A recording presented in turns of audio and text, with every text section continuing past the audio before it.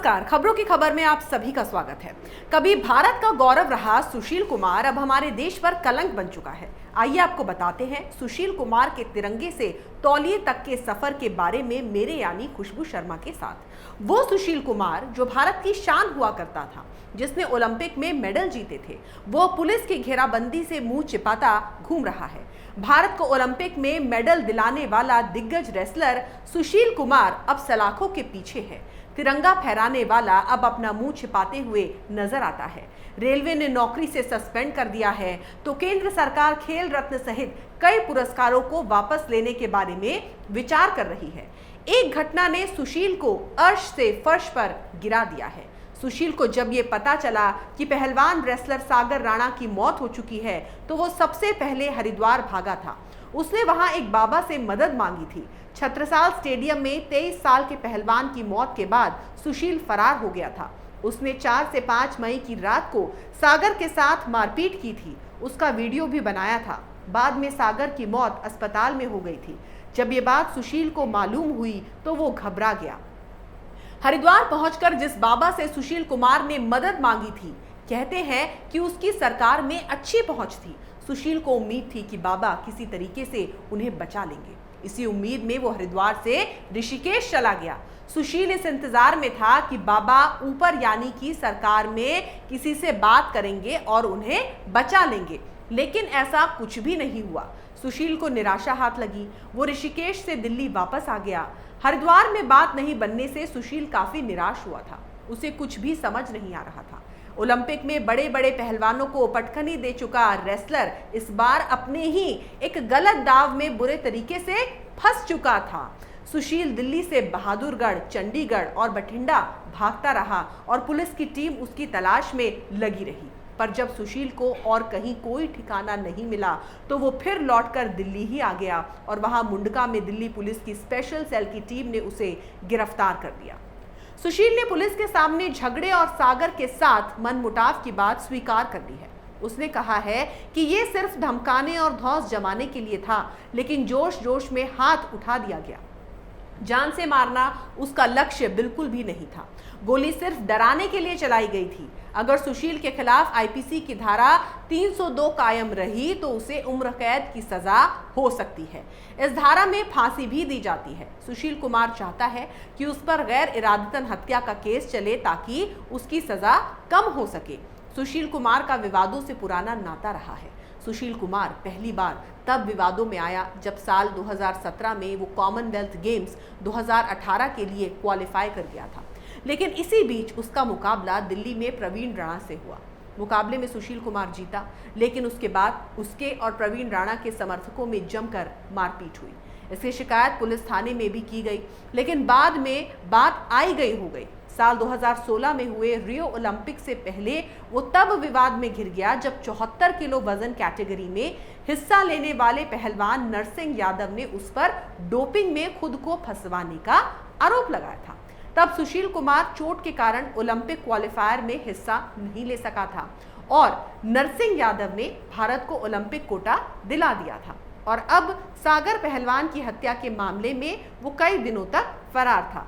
इस तरह की घटनाओं से लगातार देश के अखाड़ों पर सवाल खड़े हो रहे हैं। सागर धनखड़ हत्याकांड में उसकी अग्रिम जमानत याचिका खारिज हो चुकी है। पिछले 3-4 महीने में यह ऐसी दूसरी घटना है जिसने अखाड़ों पर गंभीर सवाल खड़े किए हैं। फरवरी में रोहतक के जाट कॉलेज स्थित अखाड़े में ताबड़तोड़ गोलियां चली थी, जिसमें 2 महिला पहलवानों सहित 5 लोगों की मौत हो गई थी। इनमें कोच और उनकी महिला पहलवान पत्नी भी शामिल थी। भारत को अंतर्राष्ट्रीय जगत में राष्ट्रमंडल, एशियाई, सैफ, विश्व चैंपियनशिप और ओलंपिक तक में पदक दिलाने में इन अखाड़ों की बड़ी भूमिका रही है। भारतीय महिला पहलवानों ने भी इनके सहारे कामयाबी के झंडे गाड़े हैं। हाल की घटनाओं से जाहिर है कि अखाड़ों की गुरु शिष्य परंपरा, पहलवानों की गुटबाजी, दबाव और पैसे से जुड़े विवाद शामिल हैं। देश के लिए ओलंपिक में 2 मेडल जीतकर स्टार बनने में पहलवान सुशील कुमार को 15 साल लगे, लेकिन वो केवल 18 दिनों में अपराधी बनकर सलाखों के पीछे पहुंच गया। जहां एक समय कुश्ती उसके सहारे ऊंचाइयों तक पहुंची थी, वही अब सुशील के कारण ही कुश्ती पर दाग लग गया है। युवा पहलवान कुछ दिन पहले तक सुशील को अपना आदर्श मानकर ओलंपिक मेडल का सपना देखते थे, पर अब उनकी नजरों में सुशील अपराधी बन चुका है। सुशील कुमार ने 14 साल की उम्र में 1997 में अखाड़े में कदम रखा था। इसके बाद सुशील कुमार ने 2003 में लंदन में कॉमनवेल्थ चैंपियनशिप में स्वर्ण और उसी साल दिल्ली में एशियन चैंपियनशिप में कांस्य पदक जीता, तो वो चर्चा में आना शुरू हो गया। फिर तो सुशील कुमार ने कभी पीछे मुड़कर नहीं देखा।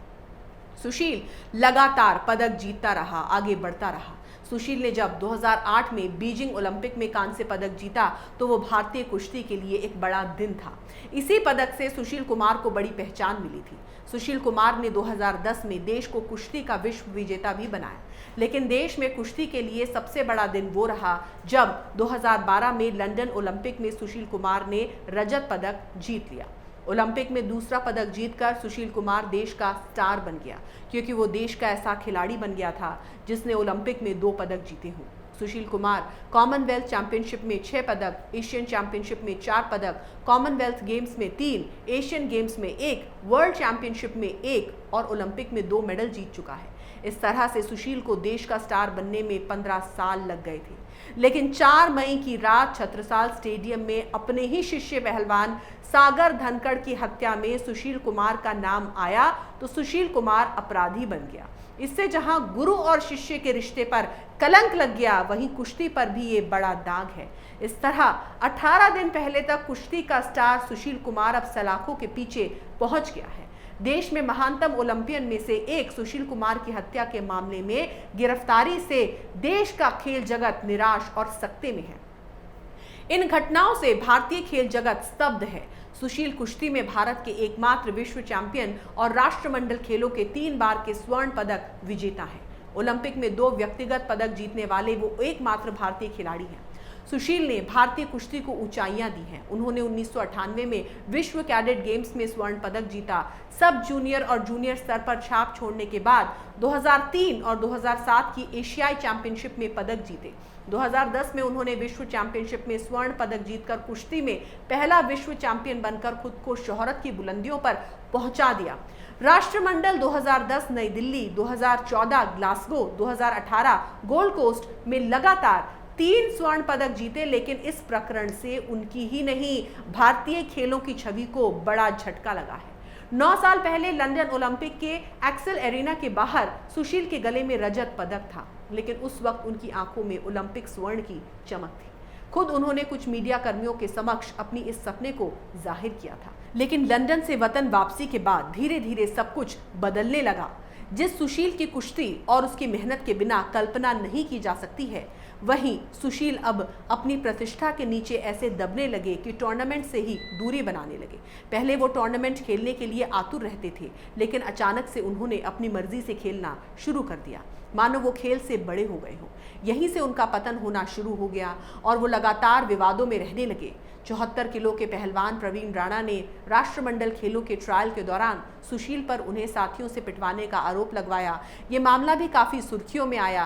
कुश्ती के नज़दीक रहने वालों को उसी दौरान एहसास हो गया था कि अब सुशील की प्राथमिकता में पहलवानी नहीं बल्कि अन्य चीज़ें शामिल हो गई हैं। सुशील कुमार के विकिपीडिया पेज पर जाएंगे तो आपको नजर आता था कि कैसे दक्षिण पश्चिम दिल्ली के बापरौला गांव से ओलंपिक, एशियाड, कॉमनवेल्थ गेम्स और वर्ल्ड चैंपियनशिप के पोडियम तक का सफर उन्होंने तय किया। ये कहानी काफी रोमांचक थी, एक प्रेरणादायी कहानी। हालांकि इसमें एक अपडेट हुआ है, ऐसा अपडेट जिसे कोई भी खेल प्रेमी नहीं देखना चाहेगा। किसी ने इसके बारे में नहीं सोचा होगा, खुद सुशील ने भी नहीं। इस पर लिखा है 23 मई 2021 को सुशील को 23 वर्षीय पहलवान सागर धनखड़ की हत्या में कथित रूप से शामिल होने के आरोप में गिरफ्तार किया गया। और सुशील, जो दुनिया भर के पहलवानों को पटकनी दे रहा था, हवालात में उसकी पहली रात रोते हुए भी थी। अगर आपको हमारा वीडियो पसंद आया तो इसे लाइक करें, शेयर करें और कैपिटल टीवी को सब्सक्राइब करें। नमस्कार। अगर आपको हमारा वीडियो पसंद आया हो तो इसे लाइक करें, हमारे चैनल को सब्सक्राइब करें और हाँ, बेल आइकन दबाना ना भूलें ताकि आप तक हमारे वीडियो की नोटिफिकेशन पहुंचती रहे। आप अपना सुझाव हमें कमेंट बॉक्स में दे सकते हैं। हमारे साथ जुड़ने के लिए शुक्रिया।